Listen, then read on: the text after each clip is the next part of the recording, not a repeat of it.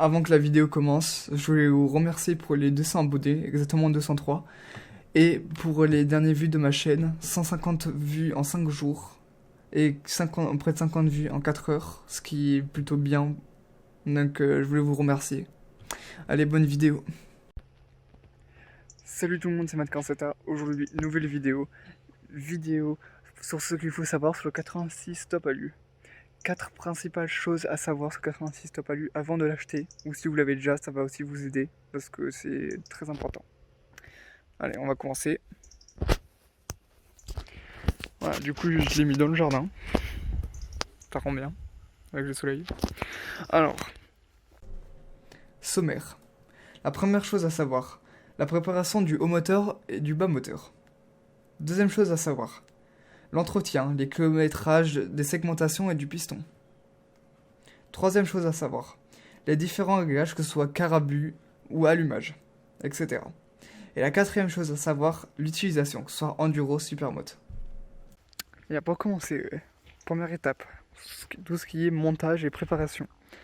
Donc préparation du haut moteur, pas obligatoire, mais je vous le conseille de le préparer au moteur au niveau des transferts et de l'échappement. Voilà, c'est quand même un conseil. L'échappement, tout remettre au propre. Hein. Juste remettez au propre. Échappement, pas besoin d'augmenter les diagrammes. Ça sert à rien. Si vous voulez gagner un peu, garder un peu de couple, ça sert à rien. Moi, on l'a pas augmenté, on l'a juste remis au propre. Et du coup, même en enduro, il n'y a aucun problème. Donc voilà. Après, au niveau du préparation bas moteur, pas non plus obligatoire, mais si vous savez faire, c'est vraiment très important. Ça va permettre que le moteur soit plus linéaire, qu'il ait quand même du régime un peu partout. Et voilà, il marche quand même bien en bas et en haut, mais au niveau des mi-régimes, le Top Alu il est quand même moyen. Mais voilà, c'est toujours plus cool. Après, qu'est-ce que je peux dire d'autre? Montage pas très compliqué. Deuxième chose à savoir sur le 86 Top Alu, donc l'entretien. L'entretien, pas très compliqué. Hein. Boîte à vitesse, vous changez l'huile tous les 800 km si vous faites de l'enduro.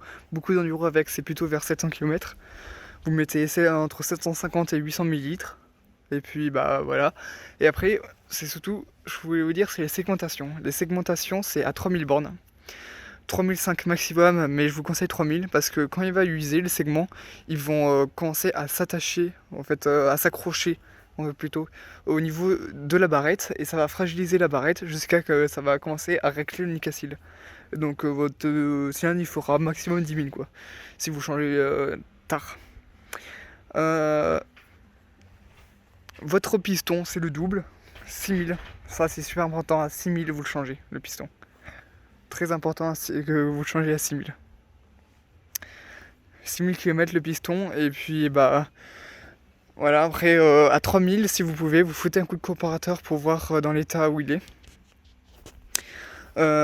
S'il a 0,09 donc 9 centièmes, vous le changez entre le cylindre et le piston parce que il va commencer à avoir un trop gros décalage là, vers 0,08 donc 8 centièmes et 9 centièmes.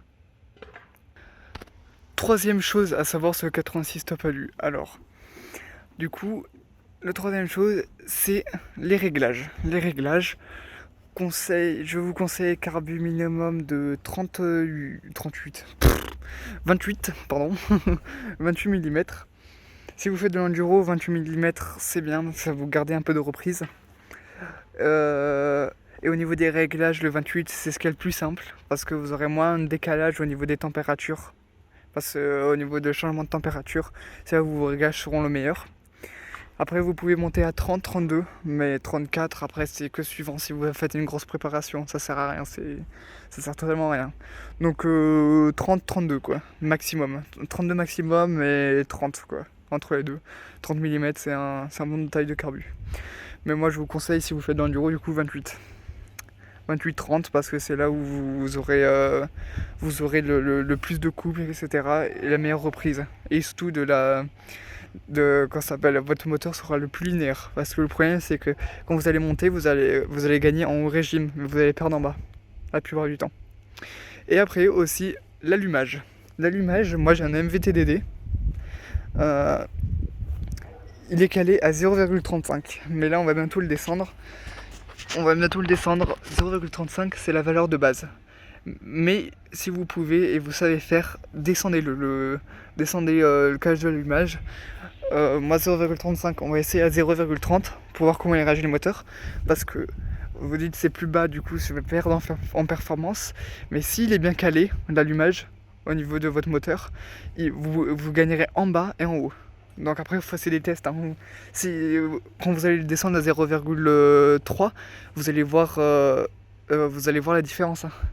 Si c'est bon ou c'est pas bon. Mais comme par exemple, il y a des gens qui sont descendus avec un bidalo, dans une préparation, par exemple, ils sont descendus son moteur à 0,02 si je me trompe pas. Ce qui est très peu, hein, mais c'est là où il avait les meilleures performances. Donc vous testez 0,3, après vous redescendez un petit peu, si vous voyez que c'est pas bon, vous remontez un petit peu, etc. jusqu'à trouver.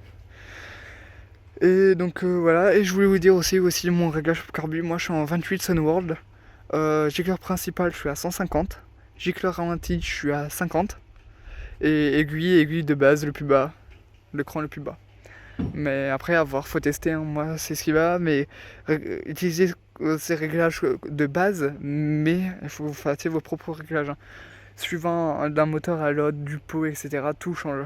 Vous pouvez sans doute soit le baisser, soit l'augmenter. Soit enrichir, soit le désenrichir. Voilà. On va passer à l'étape suivante. Quatrième chose à savoir, alors l'utilisation. Le 86 Top Alu peut être utilisé que ce soit au niveau en enduro ou en supermoto, la preuve. L'enduro, il a assez de couple pour pouvoir un peu tracter quand même, sans être trop dans les tours. Vous pouvez dans des montées comme moi, que vous calez à 9000 tours sans que ça vous tire trop les bras. Parce que dès que vous allez dépasser les 11 000, vers les 10 500, 11 000, ça va vous tirer, ça va être désagréable en enduro. Mais vous pouvez quand même vous caler vers 9000 sans que ça vous tire les bras et que ça tracte. Donc c'est plutôt cool. Après, il faut avoir des pneus adéquats, mais il peut bien marcher en enduro. Comme mes dernières vidéos, si vous les avez vues, ça marche quand même.